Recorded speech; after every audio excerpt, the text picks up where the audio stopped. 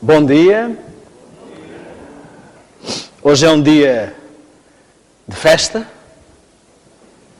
Eu estou muito satisfeito por ter estado na vossa companhia durante esta semana. Penso que o Senhor foi honrado com a vossa presença e penso que se viveu durante esta semana aquilo que a Bíblia descreve como a irmandade, a verdadeira irmandade. Eu senti-me em casa de mais do que de amigos, em casa de irmãos. O bom do Adventismo, o bom que existe neste povo, nesta igreja, a todos os lugares onde vamos, é que há uma identidade, há uma unidade e nós nos sentimos em casa. Não importa aonde formos, sempre parece que, apesar de conhecermos as pessoas há pouco tempo, parece que já nos conhecemos há longa data. Eu quero dizer-vos que a mensagem de hoje é uma mensagem muito solene. Quando eu comecei a pregar sobre a Guerra dos Sentidos, o meu foco era a música e o cinema. E havia só uma pequena parte sobre profecias que parecia não ter grande relevância. E não levou muito tempo até eu descobrir que o foco principal de Deus quanto às palestras não era nada da questão da música e do cinema, mas era a mensagem de hoje. E ela começou a ganhar terreno e espaço e comecei a entender que todas as outras mensagens só têm importância no contexto daquilo que vamos falar hoje. Então eu quero lhe dizer que esta é a mensagem, creio eu, mais importante da semana.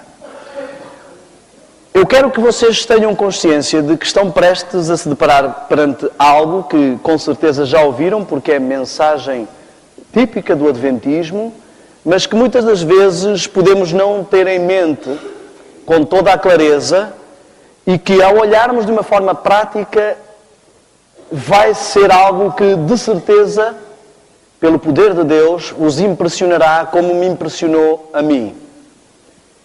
Eu creio e digo que tal como Noé pregou por 120 anos a dizer que vinha o dilúvio, que era preciso as pessoas aceitarem o plano de salvação imediato da altura, eu creio que a mensagem desta manhã é aquilo que Deus mais quer que o seu povo se lembre e pregue nos dias de hoje.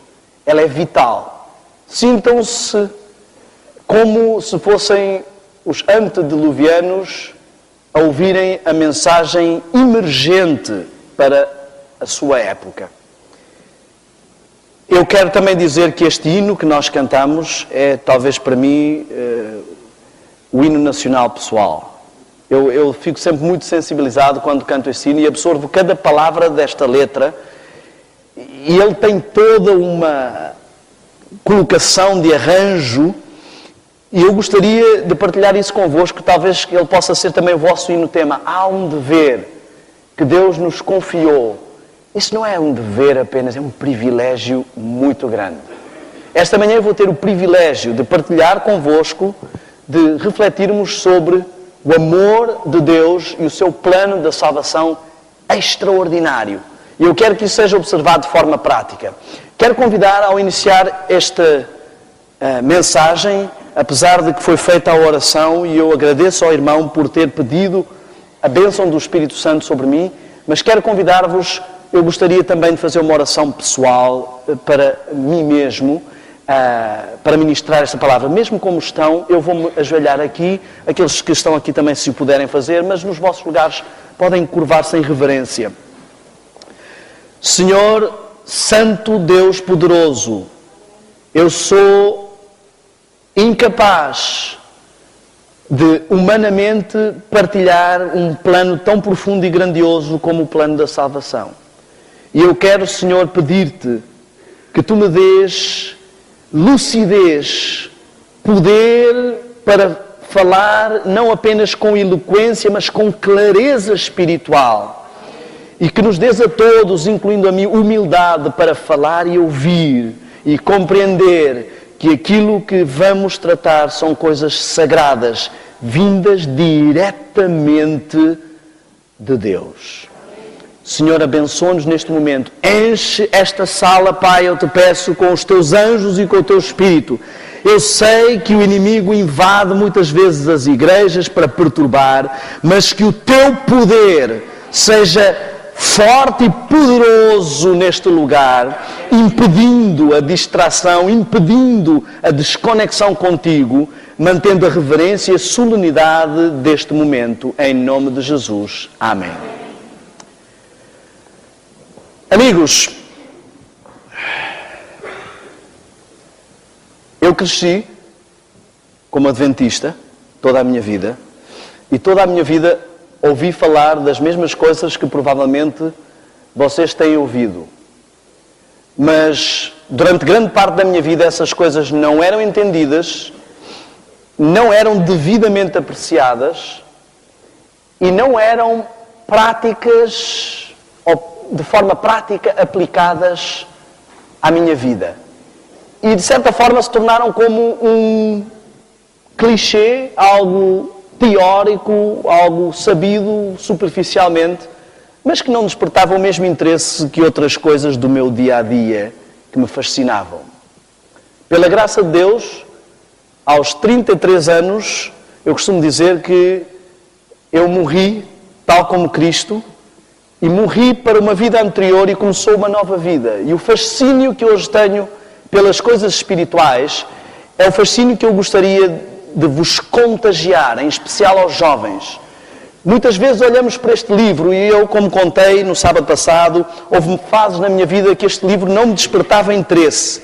Mas hoje eu vejo as mesmas coisas, com um olhar tão fascinante, que eu vejo que é impossível que este livro tenha sido escrito ou idealizado por homens. Só pode ter saído de Deus. Só mesmo Deus. Uma das coisas que mais me fascina em Deus é a capacidade de sincronizar fatores diferentes, vidas diferentes, momentos diferentes da história. Desde as profecias paralelas, o paralelismo profético, uma mesma palavra que sai da boca de Deus pode ter vários cumprimentos em vários momentos da história com uma precisão incrível. Isso é fantástico. Vemos isso em Mateus 24, quando ele responde aos discípulos para a situação deles e para o povo de Israel e ao mesmo tempo respondendo para toda a história do povo cristão com uma precisão incrível. Amém? Isto é extraordinário. Temos um Deus fantástico. E eu queria que esta manhã, mais do que técnica, mais do que doutrina teórica, saíssemos desta sala apaixonados e impressionados com o maravilhoso Deus que temos e que não há nenhuma teoria evolucionista que possa contrapor aquilo que vai se passar aqui esta manhã pelo poder de Deus. Eu queria que entendêssemos o seguinte: falámos esta semana, sobre a guerra dos sentidos, as avenidas da alma, aquilo que ataca e aborda o indivíduo. Eu vou virar um pouquinho mais o quadro, só para aqueles que estão aqui. Não sei se vale a pena, vocês é que sabem. Como queiram. Eu vou tentar que todos vejam, conseguem ver?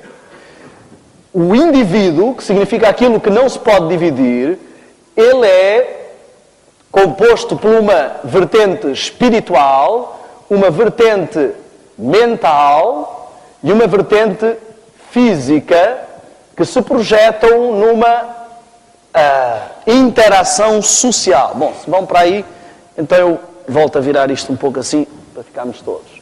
Numa interação social. Deus nos criou com estas três dimensões. E nós falámos aqui acerca de como o inimigo interage connosco. A dimensão espiritual era a forma como vivíamos. Éramos seres espirituais, apesar de termos uma vertente física.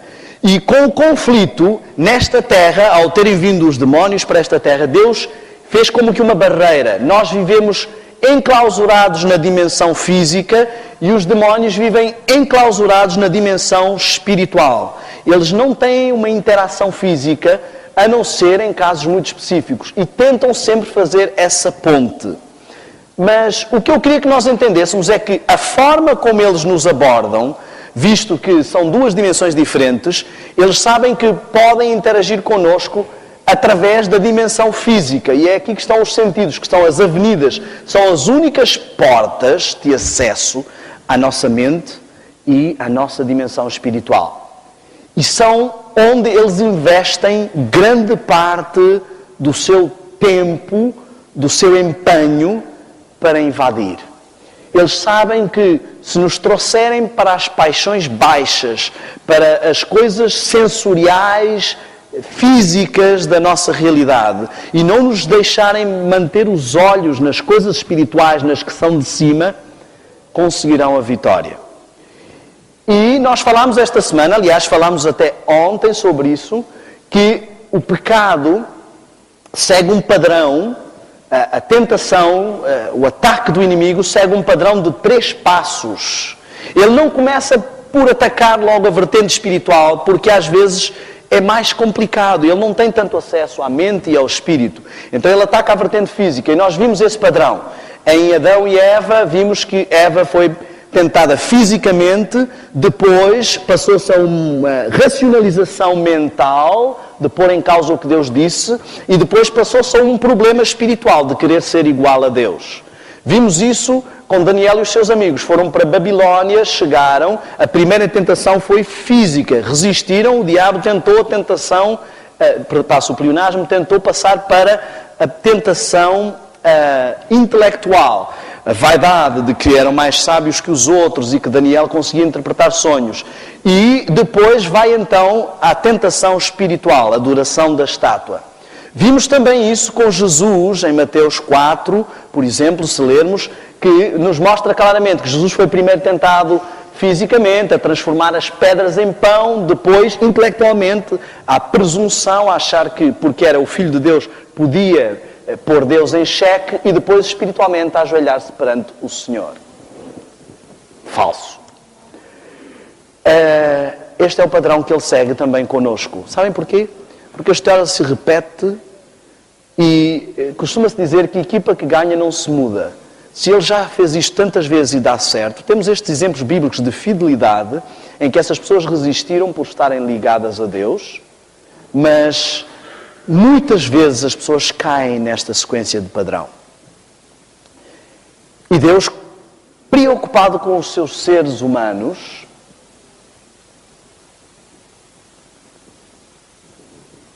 criou um antídoto. E eu acho este antídoto uma coisa espetacular, uma coisa extraordinária. Esse antídoto chama-se santuário.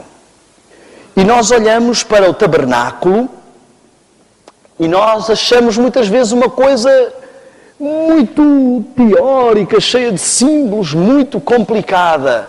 E esta é uma das ideias que Satanás quer que nós tenhamos sobre o santuário. Eu queria que abrissem, por favor, as vossas Bíblias no livro de Salmos. No livro de Salmos, no capítulo 77 e no versículo 13.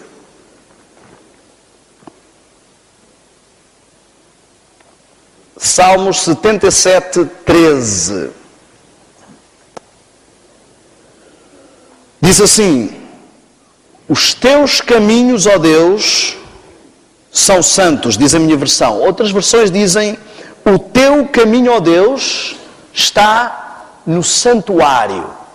Nós somos convidados a andar nos caminhos do Senhor. E em Hebreus 9, 24, eu vou fazer como na semana passada, vou citar muitos textos e não vou lê-los todos por causa do tempo.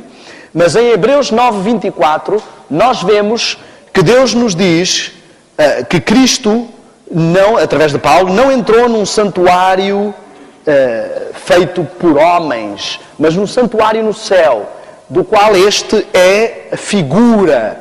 Então, nós estamos aqui a olhar para as coisas espirituais quando olhamos para o santuário. E também Paulo nos diz em Hebreus que este é o caminho. E a Bíblia nos mostra em várias situações que o caminho para chegar a Deus é este. Nós vemos que o santuário é composto por 3 partes. o pátio, o santo e o santíssimo. E eu queria que olhássemos para o santuário, para o tabernáculo, de uma forma fascinante e não de uma forma teórica, mas de uma forma prática. Aqui está o segredo de compreender como chegar a Deus, como chegar à salvação, como ser redimido. Reparem, se nós começarmos a analisar, nós começamos a entender que a Bíblia nos diz que Cristo é o centro da mensagem, é o centro da Bíblia, é o centro de tudo. E o santuário, no fundo, ele é um reflexo de Cristo. Querem ver? Temos a porta. Quem é a porta? Jesus. João 10, 9 nos diz que ele é a porta e se alguém entrar por ele, salvar-se-á. Temos depois o Cordeiro. Quem é o Cordeiro de Deus que tira o pecado do mundo? Vemos que João Batista se referiu assim a Jesus em João 1,29, vemos isso. Eis o Cordeiro de Deus que tira o pecado do mundo. Temos a água. E nós vemos que Jesus nos diz que nos dará a água da vida. Dele provém, da rocha provém a água. Apocalipse 21,6, nós vemos essa situação. Temos depois, no lugar santo, a mesa com o pão. Quem é o pão da vida? Jesus. João 6,35 ou 6,48 nos diz que Jesus, ele diz, eu sou o pão da vida. Logo a referência do eu sou nos remete para Deus, visto que é uma afirmação que Jesus utilizou várias vezes. Ao dizer eu sou, ele não está apenas a pronunciar um verbo, mas ele remete à situação de que Deus é o nosso pão da vida, Deus é a nossa porta. Através de Jesus, ele se coloca nessa situação. Depois temos o altar que representa o quê? O que é que representa este altar? As orações dos santos. E em nome de quem é que nós pedimos? Em nome de Jesus. E nós vemos que Jesus também é muitas vezes chamado de anjo do Senhor. E ele ministra perante o altar. E vemos que muitas das atividades neste processo do plano de salvação estão aqui reveladas. Depois temos o candelabro com as lâmpadas. E quem é que é a luz do mundo? João 8,12. Jesus é a luz do mundo. Estão a ver? O santuário todo nos fala sobre Cristo. Depois vamos ao lugar santíssimo. E o que temos no lugar santíssimo? A arca da aliança, o pacto de Deus com o seu povo. Temos os anjos e temos depois a lei. Quem é o Senhor da lei? Quem é o Senhor do sábado? Vemos que isso está dito em Mateus 12,8. E quem é o objetivo da lei? Romanos 4,16. Jesus. E temos também o Shekinah, que representa a presença de Deus com o seu povo. E vemos em Mateus 1,23 que Jesus é anunciado como sendo Emanuel, que significa Deus conosco. Então, se repararmos bem, nós temos aqui, no plano da salvação, a representação de que Jesus é a figura central desse plano. Tudo aponta para Jesus. Agora, Jesus veio à Terra para mostrar o quê? O caráter de quem? Do Pai. Ele é o representante do quê? Da divindade. Então, quando vemos Jesus no santuário, o santuário também nos está a mostrar a divindade. O pátio nos mostra o lado humano que a divindade assumiu, a sua manifestação física, a encarnação, a operação número 1 para a salvação da divindade foi a intervenção de Jesus. Depois de sermos levados até Cristo e aceitarmos o sacrifício de Cristo, entra em ação o segundo elemento da divindade, o Espírito Santo. Ele é quem convence Ele é que se processa na santificação. Ele é que tem toda esta interação e dá testemunho de Cristo também. E isso nos vai remeter então ao Pai. Então o santuário está a mostrar-nos como toda a divindade se envolveu na nossa salvação. Cristo foi aquele que realmente se ofereceu para assumir a forma humana, perder a omnipresença e ser sacrificado, mas todos estão envolvidos neste processo de salvação. E eles nos dizem como é que cada um se envolve e como é que isso interage connosco. Em Jesus temos tudo, mas ele representa as várias interações. Temos a justificação. O Espírito Santo opera em nós. Ok, obrigado. Por isso Deus é uma adjutora que estará ao nosso lado para tudo. O Espírito Santo opera em nós a santificação. E com a glorificação seremos remetidos novamente a poder estar com Deus. Estão a ver como é simples? Deus fez isto tão simples para que qualquer criança entendesse. E Ele pôs na Bíblia uma lição tão clara que repetem várias histórias da Bíblia, repetem várias vezes o plano da salvação. Eu acredito que isto é uma das maiores provas de que Deus existe. E vocês vão ver aqui, reparem, ao mesmo tempo temos então aqui o lado físico, o lado mental e o lado espiritual. Estão a ver? A santificação dá-se pela renovação da mente. A justificação é a aceitação física do sacrifício de Jesus, não é? O sacrifício físico. E a santificação nos remete para o lado espiritual. Poderia isto sair da mente de um homem? Impossível. Eu digo-vos, Deus, com a sua presciência, Ele olhou para a história da humanidade, analisou cada vida e tem plena consciência de cada vida e literalmente foi costurando, escolhendo descendência após descendência qual seria a descendência do Messias. Até o número de gerações bate certo, 14, 14, 14.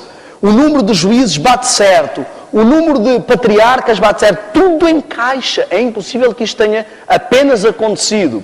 E as vidas foram escolhidas para todas refletirem o plano da salvação. Isto é extraordinário. Quer ver? Vamos começar por Adão. O que é que aconteceu com Eva? Eva era o quê em relação a Adão?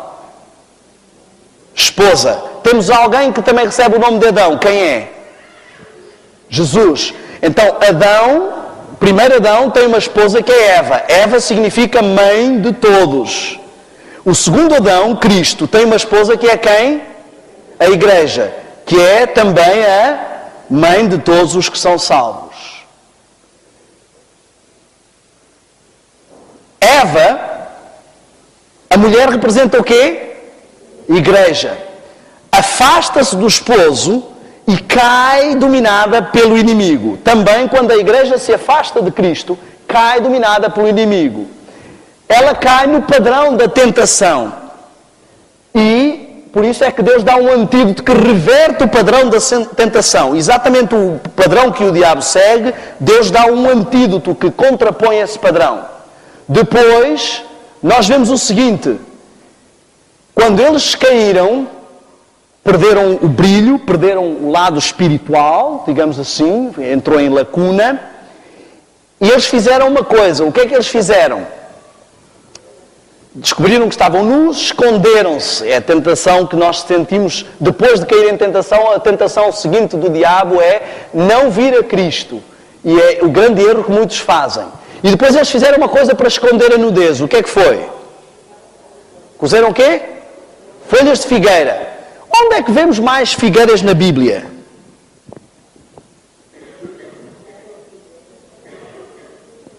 Jesus amaldiçoou a figueira. Porquê? Não tinha o quê? Frutos. Estão a ver o que representam as folhas de figueira? Justiça própria. eu não tenho frutos e arranjo uma série de floreados para tapar a minha nudez espiritual. E será que isto foi por acaso?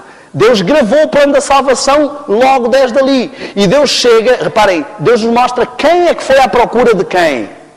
Ele nos diz que quando tentas a justiça própria, mesmo assim sou eu que vou alcançar-te. E Jesus é que veio à procura deles. Onde é que vocês estão? E a pergunta permanece ainda hoje. Onde é que tu estás? Que vida é essa que estás a levar? Porquê é que estás com vergonha de mim? Se sou eu que estou a vir atrás de ti. Eu é que estou a demonstrar interesse. Eu é que te vinha visitar todos os dias. Estás a fugir do quê? Devias ter fugido do diabo. Mas do diabo não foges. Cais na tentação dele. E quando eu te venho buscar, foges de mim? E Jesus diz assim, meu amigo, olha, aparência, muitos cargos de igreja, muita atividade de igreja, muitas folhas de figueira, não vão resolver o teu problema. Vamos tirar porque, sabem, eles cozeram para si o quê? Diz lá a Bíblia, cozeram para si aventais. O que é que acontece com o avental quando a gente se vira? Gato escondido com o rabo de fora. Estão a ver? Deus está a dizer assim, olha, essas folhas de figueira não vão resolver o problema. Vai sempre deixar uma brecha. As pessoas vão ver que não há justiça. Só há uma coisa que resolve o problema. O que é? O cordeiro. Jesus mata um cordeiro, derrama-se o sangue e agora eles estão vestidos e cobertos pela justiça de Cristo. Será que isto é por acaso? Nada é por acaso. Eu poderia passar aqui a manhã toda a contar histórias. Veja a história de José. A história de José, um tipo de Cristo. José, ele se destaca dos seus irmãos porque é o único que realmente agrada ao Pai. Os outros são todos com defeitos terríveis. Também Cristo, entre nós, os seus irmãos, é o único que agrada ao Pai. O que é que distingue a José? A sua túnica, o que representa a túnica? Justiça. A sua túnica é colorida, se destaca em relação a todas as outras. Também a justiça de Cristo é superior à nossa, se destaca. E nós muitas vezes sentimos inveja. José foi traído pelos irmãos, tal como nós traímos a Cristo. Por causa dos irmãos que eram uns trastes, ele foi mandado para uma terra distante, para o Egito, que representa a contraposição do povo de Deus. Também, por causa do nosso pecado, Cristo teve que abandonar a sua casa, a casa do Pai, e foi mandado para uma terra distante, para o Egito daqui, para ficar à mercê de um faraó. Estão a ver? Para a traição de Cristo, foi levada a mensagem ao Pai de que José tinha morrido. E como é que mancharam as suas vestes de justiça? Com sangue de quê? Cordeiro. O que é que manchou a veste de justiça de Cristo, senão o sangue que foi derramado por nossa causa? José foi vendido por moedas de prata. Jesus foi vendido por moedas de prata. Será que é por acaso? Impossível. Raabe nos mostra claramente que uma mulher prostituta foi resgatada. Porque uma mulher representa uma igreja e nós vemos que ali Cristo, em Oséias, foi buscar a sua igreja, mesmo sendo prostituta. Em Ezequiel 16 diz que foi buscar e lhe deu como que um casamento, pôs a aba do seu manto. E vemos que Raabe vai agora tentar salvar a sua família, tal como nós temos o dever de ir buscar os nossos irmãos. E diz assim, todos que estiverem debaixo da tua alçada, apesar de que tu eras prostituta, todos que estiverem debaixo da tua alçada, sob uma fita vermelha que representa o sangue do Cordeiro, serão salvos. Tal como todos os que conseguimos trazer da nossa família para congregarem, para estarem debaixo do sacrifício de Cristo, com a Igreja de Cristo, por muito que a nossa vida passada tenha sido terrível, serão salvos. Jericó representa todo o mundo que quer impedir o povo de Israel de chegar lá. As muralhas de Jericó caem e só permanece. Pode haver todo o turbilhão, pode haver crises no final deste tempo, mas só a casa de Raabe, apesar de ter sido uma vida de um traste, mas recebeu o sangue do Cordeiro, só essa permanece. Meu amigo, se não existe Deus, não existe mais nada nesta terra. Porque é impossível que todas estas histórias se encaixem e representem todas juntas o plano da salvação. Deus quer que você entenda de uma vez por todas que Ele fez tudo o que era possível para salvá-lo. Tudo. E para você gravar esta história, Ele representou com símbolos simples Ele repete várias vezes, Jacó, olhem só, vamos encontrar algo extraordinário. A história da salvação se divide em 2 tempos, 2 fases. Eu talvez vá apagar aqui, penso que já interiorizamos esta parte para escrever em cima, para ser mais visível a todos. Olhem como é extraordinário o nosso Deus. A história da salvação, o plano da salvação, se divide em 2 partes principais. Antes de Cristo, depois de Cristo. Antes de Cristo representa a primeira parte do povo de Deus. Depois de Cristo representa a segunda parte do povo de Deus. E o que nós temos é que a segunda parte também se divide em 2 partes. Até 1844 e a partir de 1844 está representada a história da humanidade. O plano da salvação ao longo da história está representado no santuário. Olhem, o povo de Israel passou e saiu do Egito e a primeira coisa que fez antes de sair foi matar o quê? O cordeiro. A segunda coisa que fez foi passar o quê? As águas do mar vermelho, que representam o batismo. O mar se abriu e ficou para trás tudo o que era a vida egípcia sob as águas, purificado. E eles andavam, nós devemos ser batizados pelo Espírito e pela água. E eles andavam sempre acompanhados de 2 coisas. Uma coluna de fogo e uma coluna de nuvem. Água e fogo. Temos que ser batizados pelo Espírito e pela água. Isto tem que acompanhar a nossa vida espiritual. Reparem, eles saem e vão para o deserto. O deserto sempre representa santificação. Vemos que Jesus foi para o deserto, João Batista foi para o deserto, Elias foi para o deserto, o povo de Israel foi para o deserto, Moisés foi para o deserto. Quem quer se preparar vai para o deserto. E diz que a mulher fugiu para o deserto para ser alimentada por Deus. Se nós não nos isolarmos das influências das pessoas, o que menos há no deserto é gente e o que menos há no deserto é água. A água representa povos para além da palavra. Então, se não nos isolarmos da influência do que está à nossa volta, se não entrarmos no deserto da santificação na nossa vida, não chegaremos à terra prometida. Reparem, a primeira coisa que eles têm no deserto é a presença do Senhor. O Senhor fala com eles diretamente. Eles querem chegar à lei. É impossível chegarmos à lei. Muitos adventistas tentam guardar a lei, seguir a lei, sem fazer o processo do santuário, sem irem todas as manhãs e todas as noites aos pés do Senhor para ser justificados. O caminho é este. Aquele que não entra pela porta é ladrão. Se não entrarmos pela porta, nunca chegaremos à lei. Se não nos humilharmos perante o Senhor, se não compreendemos o que é verdadeiro arrependimento, não é dizer, Senhor, desculpa lá que eu pequei mais uma vez, Senhor, desculpa lá, não faço mais, e continuar a deixar esta mancha no nosso coração. Nós temos que compenetrarmos a cada falta. E isso só pode acontecer se todas as noites, todas as manhãs, nos chegarmos perante o Senhor, se reservarmos tempo para isso e nos compenetrarmos de que esta mentirinha que eu disse ao vizinho foi o que pôs Cristo na cruz. Muitos de nós, estamos arrependidos das consequências dos nossos pecados, mas não dos nossos pecados. Por isso é que continuamos a cometê-los, porque não estamos compenetrados de quão hediondos eles são. Pedimos desculpa ao Senhor e nos arrependemos da consequência, mas não do pecado em si. Precisamos pedir ao Senhor verdadeiro arrependimento, porque isto é um dom do Senhor. Então, passando o deserto, a primeira coisa que eles encontram é o maná, o pão que desce do céu. Não é incrível isto? Tudo encaixa. Deus conta o plano da salvação milhares de vezes, sem conta, na Bíblia, em todas as histórias. Ei, isto não é só um livro de histórias. Isto é um livro da história. É o grande livro.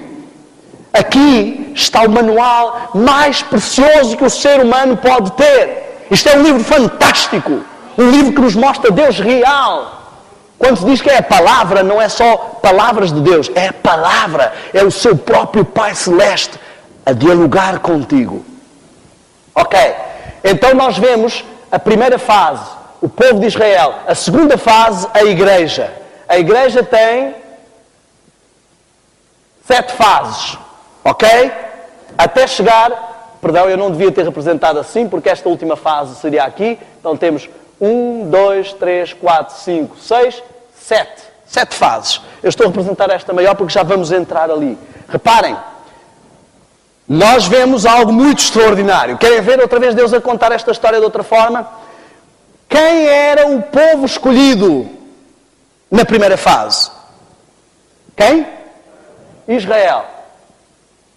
Quem é o povo escolhido na segunda fase?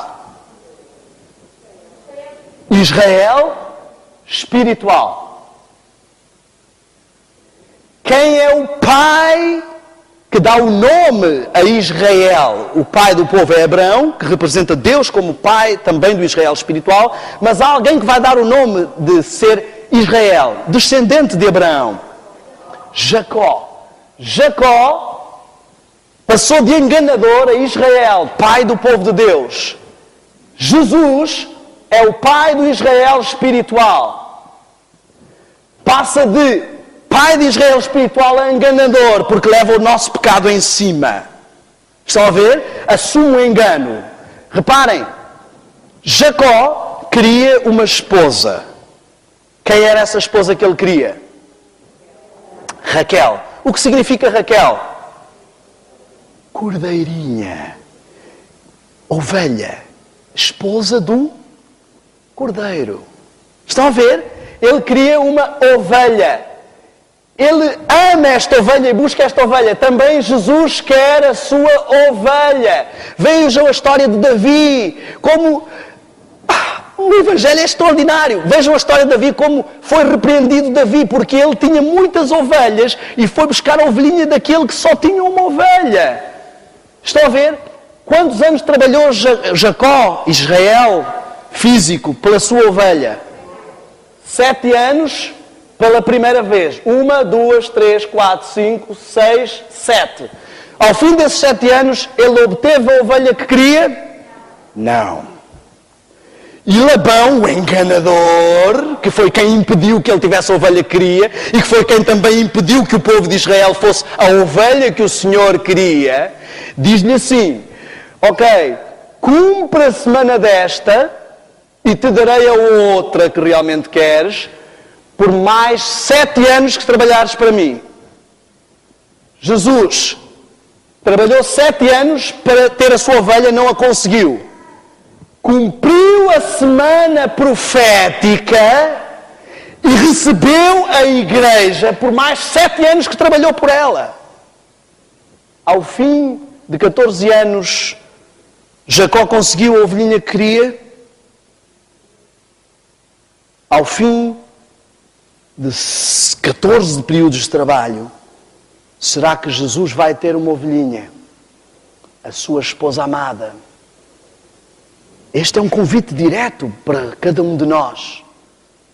Este é um convite direto. Reparem, Jesus representou isto em várias histórias. Jesus vinha um dia a passar com os discípulos e com a multidão, e há uma mulher que tem um problema, que se esgueira pelo meio da multidão para fazer algo. Qual é o problema dessa mulher?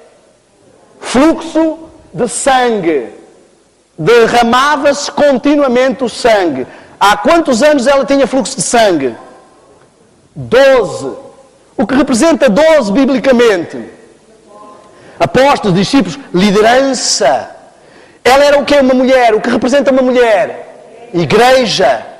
A liderança da igreja era com base no contínuo derramamento de sangue. Mas quando ela alcança a orla da justiça de Cristo, cessa o contínuo, cessa o sistema de sacrifícios. E Jesus sai dali e vai ressuscitar o quê? Uma jovem mulher que tinha 12 anos, uma nova liderança, uma nova igreja. Ele cessou a igreja com base no contínuo e agora começa uma nova igreja. E como é que as pessoas dizem, onde está Deus? Leia a Bíblia, estuda a Bíblia, pesquisa a Bíblia, aprenda as maravilhas da Bíblia. Deus está ali. E diz que ficarão sem desculpas, porque claramente se vêem. Isto pode partir de mentes humanas, estas coisas acontecerem todas e coincidirem todas. Impossível. E há uma outra mulher que a Bíblia nos apresenta, que representa este último período. Havia uma mulher que tinha 10 pedras, 10 moedas de valor, 10 dracmas. O que significa mulher? Quais são as 10 moedas de valor que Cristo deu à sua igreja? Os 10 mandamentos. O que é que aconteceu com uma dessas moedas? Um desses mandamentos perdeu-se. E o que é que fez a igreja? O povo do Adventismo varreu, pesquisou diligentemente a palavra até encontrar aquilo que nos identifica como a mulher do momento. A dracma perdida. Ela não disse assim, está bem, tenho 9 dracmas, o que importa é só uma. Ela disse, não, esta dracma, sem esta dracma, as 10 não estão completas. Vai e busca diligentemente até encontrar. E quando ela encontra, ela faz o quê? Vai dizer às amigas, às outras igrejas. Há um dever que Deus nos confiou. É dizer que encontramos a dracma, que varremos diligentemente, que buscamos e que o Senhor nos deu a graça de encontrar essa dracma perdida. Temos que dizer a todas as mulheres. Todas as outras igrejas precisam ouvir esta mensagem característica que está intimamente ligada à mensagem dos 3 anjos. Depois vemos algo muito interessante. Pedro pergunta assim a Cristo, Senhor, até quando perdoaremos? Ele, todo benemérito, porque os judeus diziam que 3 já era ser bem bonzinho, diz assim, até 7? Achar que Jesus ia dizer assim, Pedro, que exagerado, tu és muito bonzinho. Até 7? E Jesus diz, não, até 70 vezes 7, que dá 490. O que significa 7? O que significa 70? Jesus me enviou 70 apóstolos, apostolado. 490 anos que Deus deu de tolerância ao povo de Israel para ter um apostolado perfeito. Até aí vai a misericórdia e a tolerância do Senhor. Chegou, não cumpriram esta missão, tira a missão e passamos para o povo seguinte. Mais 7 anos. Eu quero que você entenda o desafio de Deus para a última igreja. Existe a tendência de pensar que Laodiceia significa povo que dorme, mas Laodiceia significa povo do juízo ou juízo do povo. Não é nos últimos minutos do jogo que o treinador diz assim, bem, olha, o jogo está quase a acabar, deixem e fiquem por aí. Não. É quando ele coloca em campo os seus melhores trunfos. Quantas fases da Igreja de Deus foram trasladadas? A única fase que ele vai pegar e trasladar é em massa. Deus não está à espera de uma igreja que seja abaixo do nível de Daniel. Não está à espera de uma igreja que não seja fiel como José. Deus quer da escória da humanidade tirar as primícias, o seu melhor. E é para isso que Deus o chamou. Você que está aqui esta manhã, é para isso que Deus o chamou. Reparem, nos mostra 7 trombetas, 7 alertas, advertências. Eu quero que você entenda isto. Como é que foi conquistada Jericó? A cidade que se interpunha entre o povo de Deus e a terra prometida. As muralhas, as pedras representam um sistema religioso. Quando adoravam, punham um altar e faziam um sistema religioso. Jericó era uma cidade morada. Babilônia era uma cidade morada. O diabo quer construir uma barreira de sistema religioso grande que nos impeça de ver o que está para além. E o povo de Israel chega, rodeia a cidade. Quantas vezes? Foi tocada a trombeta 7 vezes. 7 dias consecutivos, 7 períodos consecutivos foi tocada a trombeta para derrubar Jericó e poder entrar na terra prometida. Mas no 7º período, na 7ª fase da trombeta, o povo fez uma coisa muito interessante. Fez o quê? Tocou a trombeta e fez mais o quê? Qual é o período da igreja que vai fazer o alto clamor, meu amigo? A 7ª trombeta de advertência. Deus tem um candelabro com 7 braços, 7 luzes, porque a sua igreja tem brilhado 7 períodos, mas agora é luz completa. 7 luzes brilhando ao mesmo tempo. Esta é a igreja que tem o maior conhecimento de toda a história. Diz que sela o livro, Daniel, até o tempo do fim. Conhecimento profético que outras igrejas não entenderam antes. Outras fases da igreja não entenderam antes. Sabem? Se vocês forem à Bíblia e fizerem uma pesquisa sobre o número 7, vão ver o que representa e o que está desafiado para o 7º período. Olha só, Noé, para a salvação do povo da altura, entrou para a arca e ficou 7 dias até começar a chuva. A Igreja de Deus está à espera há 7 períodos para receber a chuva seródia.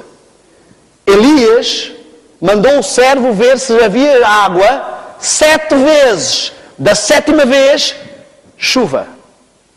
Chuva seródia é o que vai receber este período.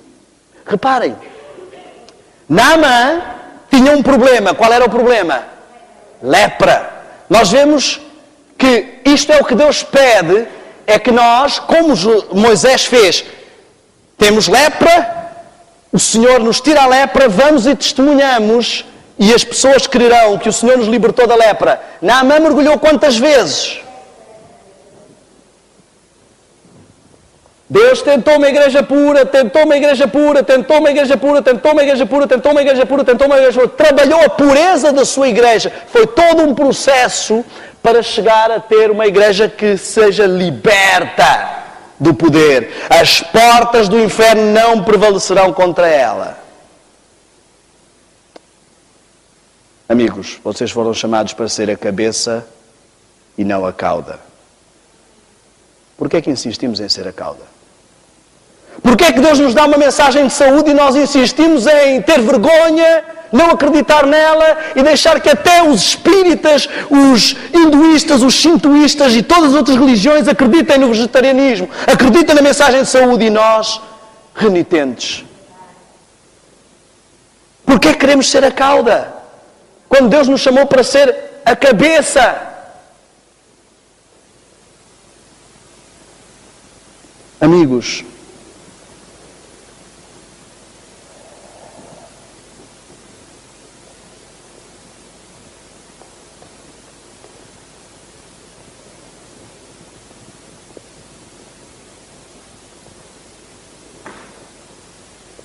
Deus já nos disse de 1001 formas o que Ele espera de nós. Já nos mostrou de 1001 formas tudo o que Ele já fez por nós.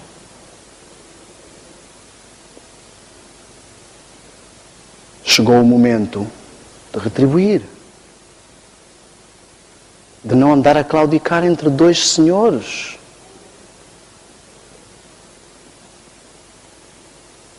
Vocês sabem o que é o privilégio de ser chamado por Deus, escolhido? Vocês sabem o que é o privilégio de ostentar o nome de adventista? Olhem para o privilégio que o povo de Israel teve de conquistar todas as nações à volta, de ter um poderio, de ser um povo que nem dominava as armas, nem dominava os metais, e de ser introduzido na terra mais cobiçada da região. Como adventistas, o nosso privilégio ainda é bem maior. Eu queria que entendêssemos esta manhã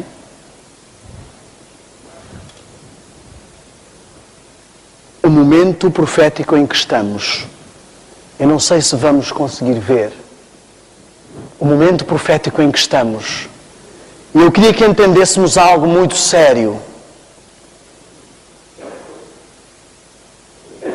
Que Deus quer dizer à sua igreja. Eu queria que entendêssemos que Deus nos apresentou um plano. Parece complicado quando olhamos para as 2.300 tardes e manhãs. Ele disse, até 2.300 tardes e manhãs e o santuário será purificado. Até 2.300 tardes e manhãs, e eu começo o último período da igreja, a igreja que vai apresentar-se perante o Senhor pura, aceite, cordeira. Simples, não é tão complicado assim. Reparem, trabalhou, cumpriu a semana, trabalhou mais 7 períodos e agora começa o 7º período e vai ter a sua esposa. Eu queria que entendêssemos algumas coisas. Muitos de nós sabemos que esta igreja começou em 1844. Sabemos que temos a verdade. Eu lembro-me quando era criança que o meu pai ia às vezes com encontros com testemunhas de Jeová e Mormons, e eu lembro-me nitidamente às vezes sair e dizer, pai, hoje nós ganhamos, hoje demos-lhes a valer. Eu não compreendia que o que estava ali em casa eram vidas. Se aquelas vidas perderam uma batalha com a verdade, elas perderam a sua vida eterna. Nós às vezes, a nossa visão fica tão enclausurada nas coisas deste mundo que não reparamos. Reparem, muitos de nós, tudo o que sabemos é que vem aí a segunda vinda. E falámos sobre isso a semana passada. Está o mundo inteiro à espera da segunda vinda. Satanás tem sempre a doutrina da segunda chance.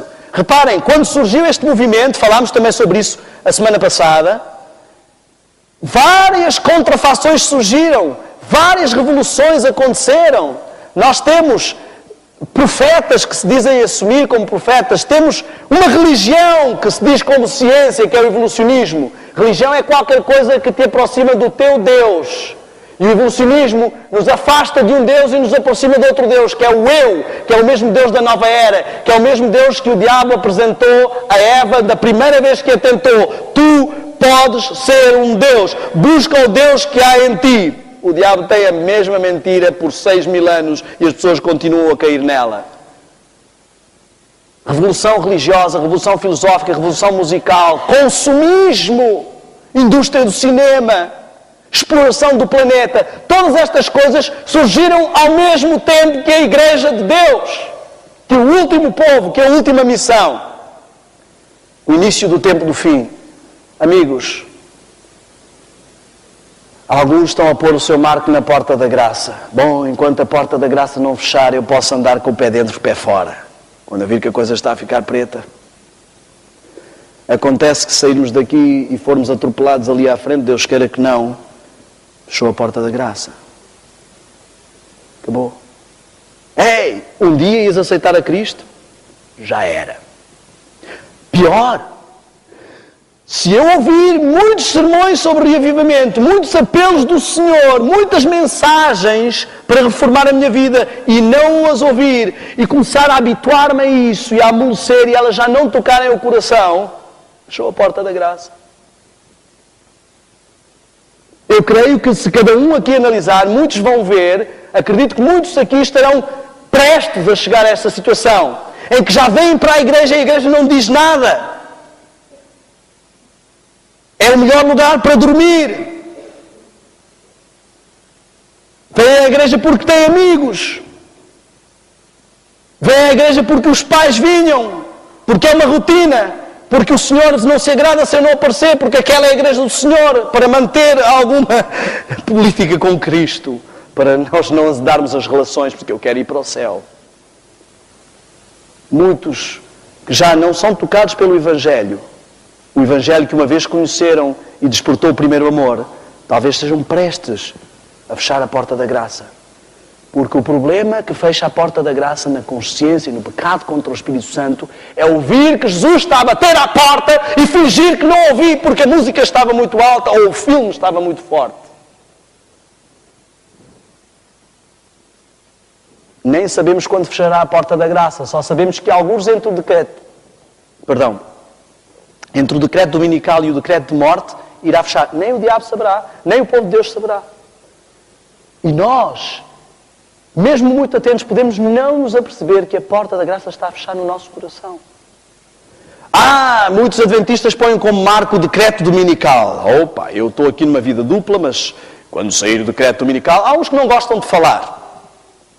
Há uns que não gostam de falar sobre isso, que isso é alarmismo e tudo mais. Há outros que só põem nisso o foco. Muitas pessoas perguntam, em muitos lugares onde eu prego no mundo, irmão, o que é que acha? Acha que o decreto dominical está quase a sair ou acha que ele não está... E as pessoas parecem que têm medo do decreto dominical.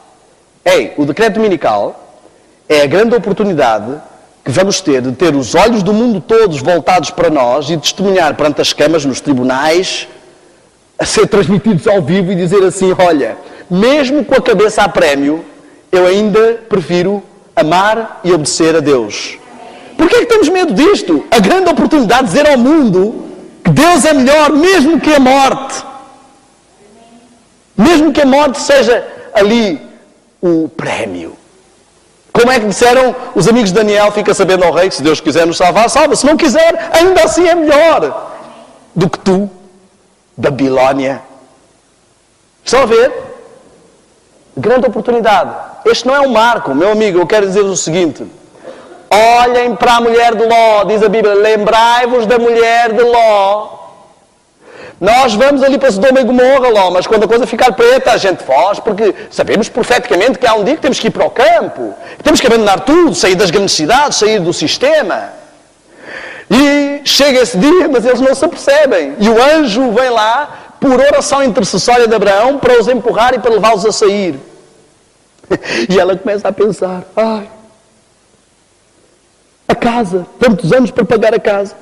O carro, paguei a última prestação do carro. A faculdade dos miúdos, quase que iam tirar o doutorado. E agora tenho que deixar tudo para trás.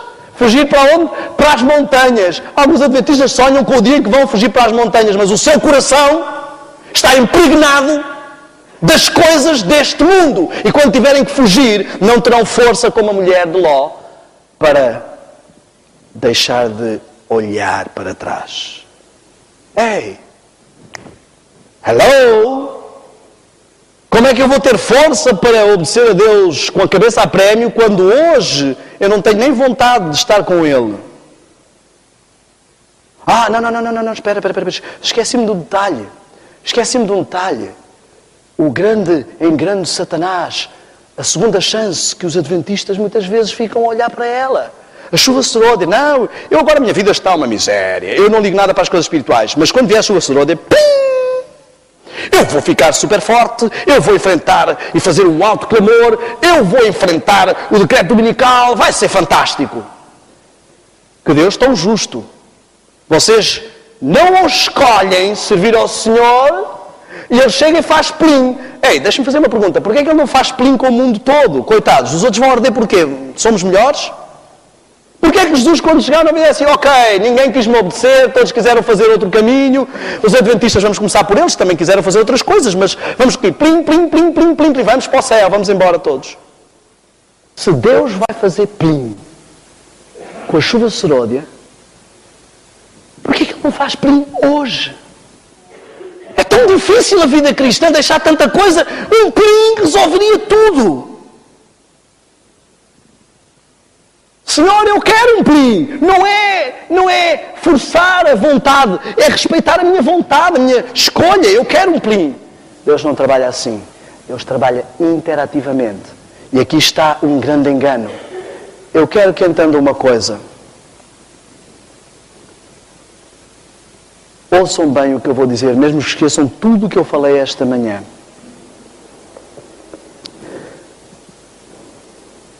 Há dois tipos de enganos. Dois extremos. Os que pensam que tudo é obtido sem esforço e os que pensam que com esforço obtêm tudo. Esquerda e a direita. Vá lá ler o que diz de os teus ouvidos ouvirão uma voz por trás de ti dizendo este é o caminho. caminho do santuário, não desvies nem para a esquerda, ficar só na justificação, só no amor, nem para a direita, ficar só na lei e na santificação. Segue o caminho. Ninguém é salvo pelo seu esforço, mas ninguém é salvo sem fazer esforço. Diz assim que a porta é estreita, o caminho é difícil, e diz lá que muitos se esforçam para entrar nela. Porque o esforço representa o quanto eu quero. Eu não me esforço para ser salvo, mas eu me esforço porque eu fui salvo. E eu estou muito grato. E eu desejo realmente ser assim. Eu olho para Cristo e fico tão fascinado com Cristo que eu desejo de todo o meu coração ser como Ele, porque é fascinante. Amigos, eu quero que entendam o seguinte. O último sinal antes da chuva seródia, do alto clamor, que o povo de Deus vai ter, é um paralelo da abominação. Uma falsa chuva seródia. Um falso alto clamor. Satanás sempre trabalha com contrafação. Antes de chegar ao verdadeiro Cristo, ele traz um falso Cristo. Antes de chegar à verdadeira igreja, ele traz contrafações e falsos movimentos pseudo-religiosos. Antes de chegar ao verdadeiro reavivamento e reforma, ele traz um falso reavivamento e reforma. Antes de chegar ao verdadeiro alto clamor, ele traz um falso alto clamor. Antes do povo de Deus começar a falar verdadeiramente línguas como no Pentecostes 1, a expulsar verdadeiramente demónios como no Pentecostes 1, e a ser essa igreja como no Pentecostes 1, ele vai fingir que já se estão a expulsar demónios. O que vemos hoje, meu amigo, já é o cumprimento da falsificação da chuva seródia. Até Portugal, que é um país que não liga muito a estas coisas de religiões evangélicas e pentecostalismo, está invadido pelo pentecostalismo. Na América do Sul, a cada dia surge uma nova igreja. As pessoas estão entusiasmadas. Há competição para ver quem expulsa mais demónios, quem fala mais línguas. Nos Estados Unidos existem megatemplos, 5.000, 7.000 pessoas reunidas. Meu amigo, abra o olho. O falso reavivamento já começou. Na Europa é o racionalismo. Vá à Inglaterra, vá à França e veja como está o cristianismo. O cristianismo está sustentado na Europa pelos imigrantes. O racionalismo é a contrafação do reavivamento cristão. O emocionalismo é a contrafação da chuva seródia. Será que nós estamos a dormir assim tanto que não estamos a perceber? Olha só, ao aproximarmos do fim da história desta terra, Satanás se prepara para agir como agente, o regente do mundo cristão. Ele deseja abarcar o mundo inteiro numa confederação sob a roupagem do cristianismo. Deus tem filhos nas igrejas protestantes e nas igrejas católicas mais fiéis do que um grande número entre os adventistas. O Senhor quer que a mensagem seja proclamada para que os protestantes sejam advertidos e despertados.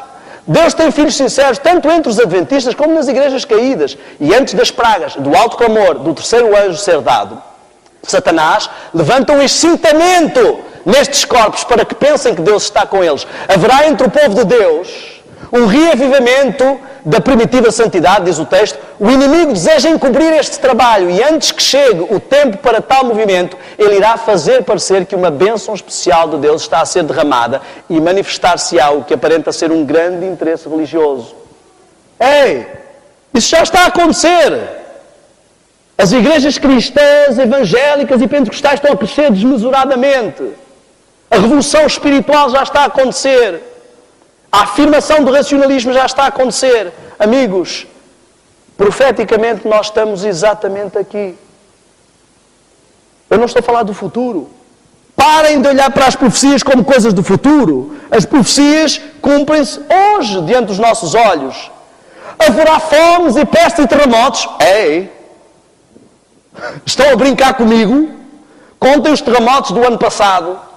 Contem as fomes, os tsunamis e as pestes deste ano. O ano mal começou.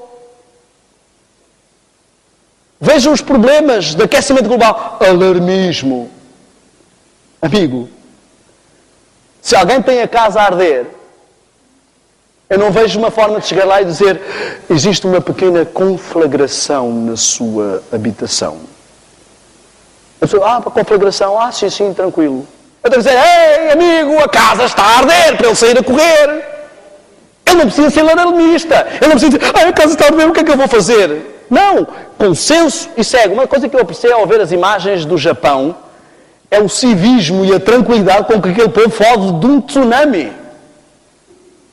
Ou de um terremoto. Sabem porquê? Eles estão habituados a terremotos. A casa está toda a tremer, os prédios a vergar e eles a segurarem os móveis tranquilamente.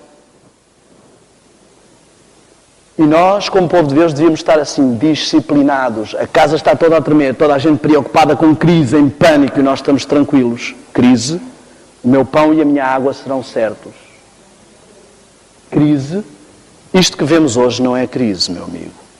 A verdadeira crise está para chegar em breve. Quando o povo de todo o planeta estiver desesperado e castigado com pragas, estiver desesperado em busca da verdade e não consegue achar, estiver desesperado em busca de um verdadeiro arrependimento que não consegue mais sentir, quando muitos adventistas que não estudaram profundamente a Bíblia estiverem sem saber mais em quem é que acreditam, porque um diz uma coisa, outro diz outra, e todos são estudiosos, quando começar a confusão doutrinária, quando começarem os ventos de doutrina que estão a começar, aí é que vão ver o que é crise. Essa questão financeira não me preocupa minimamente, considerando com que está aí para chegar. Alarmismo, isto é alarmismo. Abra a sua Bíblia e diz lá, homens desmaiando de terror. Será que isso é alarmante? Um tempo de angústia como nunca houve. Será que isso é alarmante? Eu quero que entendamos o seguinte, de uma forma bem simples, racional, lógica. Não há nenhum motivo para o povo de Deus ter medo do que se aproxima. Nenhum. Como não havia nenhum motivo para o povo de Deus em Israel temer os povos à sua volta. O Senhor é conosco. Agora temos que ver os sinais. Eu quero que entenda o seguinte. Preste, por favor, muita atenção a isto que eu vou dizer esta manhã. Por favor, saia do clichê, do estereótipo, da rotina de vir a este templo ao sábado de manhã, ouvir um sermão e ir para casa e continuar a sua vida normalmente. Caia na realidade. Faça um clique agora. Nós não estamos apenas aqui na igreja. Nós estamos no meio deste planeta que está assolado por todo o tipo de problemas. E nós estamos aqui como povo de Deus. Igreja do Senhor reunidos. E eu estou aqui porque o Senhor me enviou a esta igreja, como tem enviado a vários lugares. Não porque eu seja ninguém, toda a gente conhece o meu passado, eu não preciso estar a repetir. Eu não sou ninguém para estar a falar isto aqui. Mas uma coisa eu sei. Ninguém consegue refutar o que eu digo, porque não fui eu que inventei esta mensagem é do Senhor. Abra a Bíblia, abra o Espírito de Profecia, pegue e ligue para a publicadora e peça preparação para a crise final, leia de uma ponta à outra. Este livro está escrito desde os anos 40. Esta igreja está iluminada por Deus há muitos anos. Sabemos tudo. Precisamos é parar de brincar de cristãozinhos. Reparem, amigos, o que eu estou aqui a dizer é muito simples. Desculpem o meu tom um pouco acelerado. Eu estou com pressa porque a hora segue e estou também... Eu fico desesperado. Como é que as pessoas veem a onda a chegar e estão tão tranquilas? Estão tão ocupadas. Assim como foi nos dias de Noé. O dilúvio estava para chegar e toda a gente estava preocupado com a faculdade, com o trabalho, com a escola, com o carro, com a casa, com a crise, com o IRS. E não se aperceberam. Será que nós estamos a repetir a história? A repetir a história do dilúvio, a repetir a história de Israel? E não nos apercebemos? Ouça, por favor, o que eu vou dizer. Eu levava uma vida dupla, como já disse aqui. E quando comecei a ver as coisas a acontecer, eu disse, até eu não sou assim tão bobão que vá cair nessa. Isto está por demais. Estamos a ir muito longe. As coisas estão demasiado óbvias. Eu digo sinceramente, pessoalmente, para mim, a vida secular perdeu todo o sabor. Nós reabrimos a nossa empresa para o sustento do nosso trabalho missionário, porque prazer em estar a trabalhar para outros clientes, para estar em negócio e coisas, não tenho nenhum. Prazer em estar ocupado com as coisas do mundo, eu digo sinceramente, eu não tenho nenhum. Mas eu estou aqui, não vou ser o alien e vou continuar até o Senhor chegar a fazer as coisas por testemunho. Mas eu quero que entendamos o seguinte. O último sinal antes de Deus derramar o Espírito Santo sobre o seu povo, vou fazer isto mais específico. A última coisa que vai acontecer antes de Deus derramar uma dose especial do Espírito Santo na tua vida. A ti, que Ele te convidou para vires para esta igreja. A última coisa que Ele te vai dar de alerta é a falsificação daquilo que Ele vai trazer. Deus já está a dar ao povo adventista o último alerta. Interessantemente, Deus é um Deus zeloso que visita a maldade dos pais nos filhos até a 3ª e 4ª geração. Cada geração são 40 anos. 4 gerações são 160 anos. Deus já está no limite da tolerância conosco. É hora de agir. O último sinal que Ele te está a dar é: olha à tua volta, vê os sinais a cumprirem-se e vê a falsificação da chuva sorda, a falsificação do autoclamor, o crescimento do falso cristianismo. Quem lê, entenda. Não caias no erro do povo de Israel que viu o sinal que Deus tinha dado e não saiu. Eu agora queria que fizéssemos uma pequena reflexão. Não, um dia eu vou tomar uma decisão pelo Senhor, mas hoje não, estou ocupado. Então quando?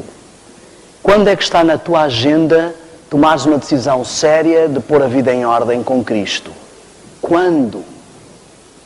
Tens um plano assim organizado? Vai ser daqui a 5 anos?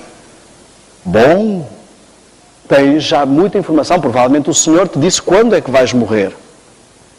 Podes fazer planos assim e protelar. Pensa nisto.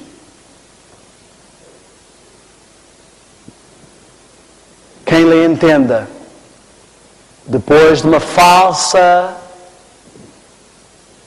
chuva seródia, de um falso Pentecostes, de um falso revivamento, de um falso autoclamor, virá o verdadeiro.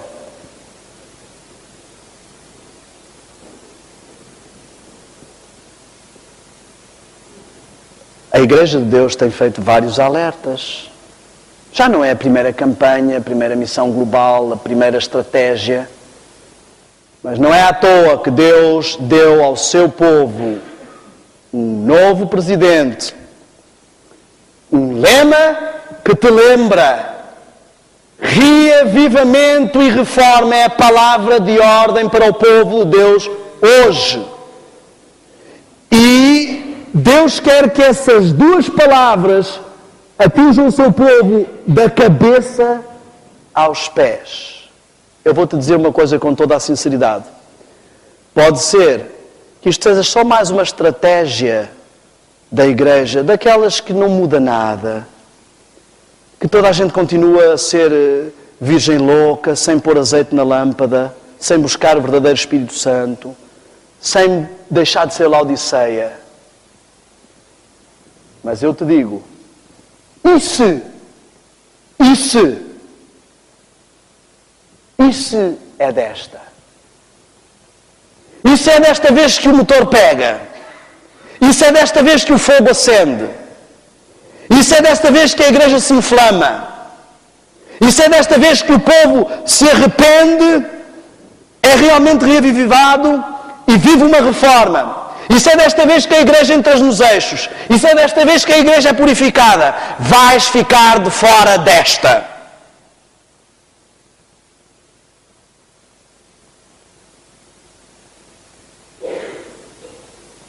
Pensa nisto.